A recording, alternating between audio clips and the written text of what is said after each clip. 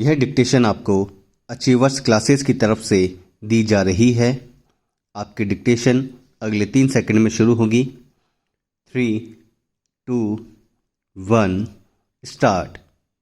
अध्यक्ष महोदय, आज जो किसान है गन्ना पैदा करता है वह परेशान है कि क्या होगा, हमारा यह व्यापार रहेगा या नहीं रहेगा, उसका यह व्यापार चलेगा या नहीं चलेगा। एक तरफ तो यह कहा जाता है कि किसानों को गन्ने की ज़्यादा कीमत मिले, हम किसानों की सहायता करना चाहते हैं और किसानों से हम यह आशा करते हैं कि वे अधिक पैदा करें, लेकिन दूसरी तरफ किसानों को जो मिलने वाली चीज़ें हैं उन पर नए कर लगाए जाते हैं। केवल केंद्र सरकार ही नहीं बल्कि राज्य सरकारें भी कर लगाती रहती हैं।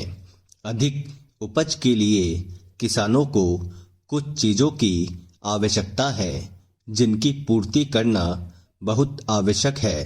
उनको ऐसे साधन चाहिए जिनको वे खेती में उपयोग कर सकें।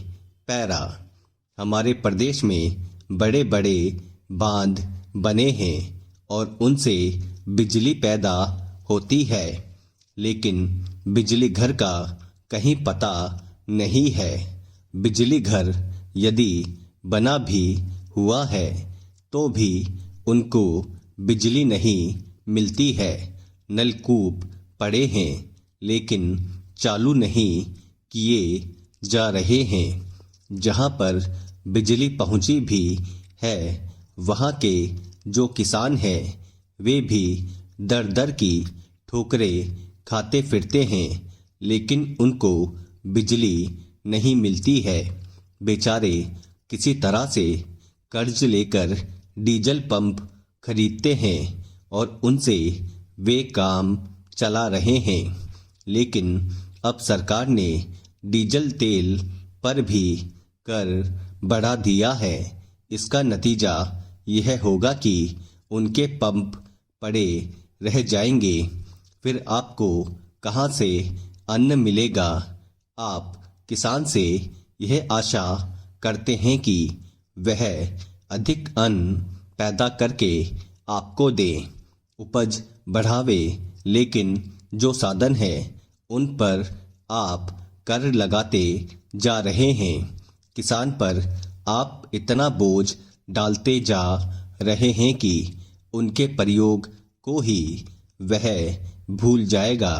पैरा, खाद की भी बात की जाती है। आप कारखाने भी खोलना चाहते हैं। दुनिया के जो बड़े बड़े देश हैं उनको आप निवेदन कर रहे हैं कि यहाँ आकर वे खाद के कारखाने खोले और खाद पैदा करें।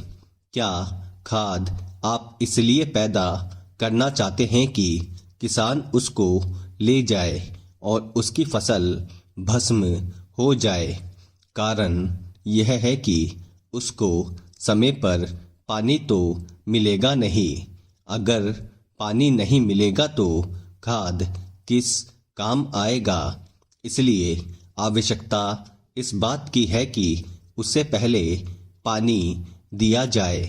पैरा, अध्यक्ष महोदय, मैं आज एक ऐसे विषय पर बोलने जा रहा हूं जो देश के सामने एक बहुत बड़ी समस्या बना हुआ है। आजकल कृषि पर बहस चल रही है। मैं कल से सुन रहा हूं, कई लोगों ने तो सरकार की बड़ी प्रशंसा की है कि वह बहुत ही अच्छा काम कर रही है। मैं मंत्री महोदय से एक प्रश्न करना चाहता हूं। मार्च में मंत्री महोदय ने एक प्रश्न के उत्तर में कहा था कि 2 वर्ष में हमारा देश आत्मनिर्भर हो जाएगा। मैं जानना चाहता हूं कि ऐसा कहने के पीछे उनका आधार क्या है? कौन से उनके पास ऐसे प्रमाण हैं जिनके आधार पर उन्होंने इस प्रकार की घोषणा की है? मैं चाहता हूं कि जब वह उत्तर दे तो इस बात को अपने उत्तर में बताएं। पैरा, आप जानते हैं कि इस देश में 80% लोग खेती करते हैं और उसके बाद भी आज हमारे देश का सम्मान दूसरे देशों में कितना है? आज हम दूसरे देशों से देश के नागरिकों के लिए खाद्यान्नों का आयात काफ़ी मात्रा में कर रहे हैं। खाद्यान्न की स्थिति बिल्कुल संतोषजनक नहीं है। देश में जहां लोग 80% खेती करते हैं, हम भोजन के मामले में भी आत्मनिर्भर नहीं हुए हैं। इसके कुछ कारण हैं। जिस समय देश स्वतंत्र हुआ उसी समय से इस सरकार ने कुछ गलतियां की है, जिसका यह परिणाम है कि आज इतने वर्षों के बाद भी हम आत्मनिर्भर नहीं हो सके हैं।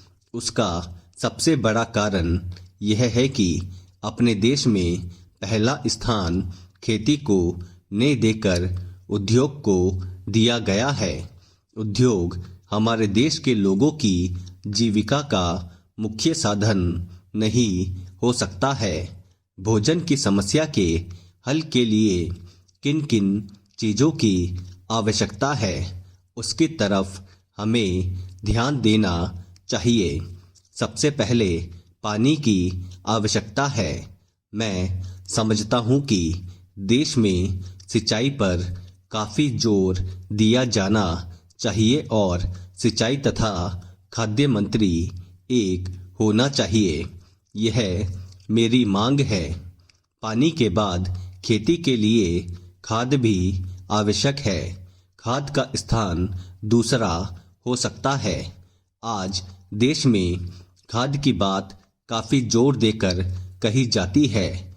यह कहा जाता है कि उपज को बढ़ाने के लिए खाद की आवश्यकता है। बिना खाद के उपज नहीं बढ़ सकती, किंतु खाद कहाँ तक उपज को बढ़ा सकेगी, यह भी देखने और सोचने की ही बात है।